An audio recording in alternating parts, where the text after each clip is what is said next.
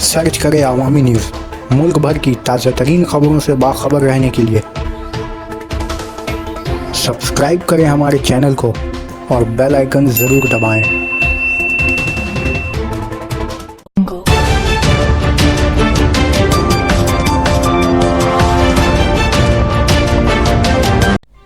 नारायण नदी में कश्ती गर्कयाब।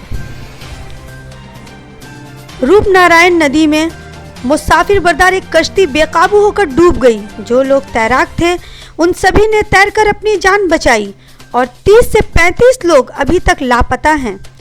नदी से निकाले गए 10 बेहोश लोगों को करीबी अस्पताल में भर्ती करवाया गया। कई लोगों के डूबने की खबर भी गश्त कर रही है। गोताखोर भी अपने काम में लगे हुए हैं। रूपनारायण नदी में इस तरह के वाकयात होते रहते हैं।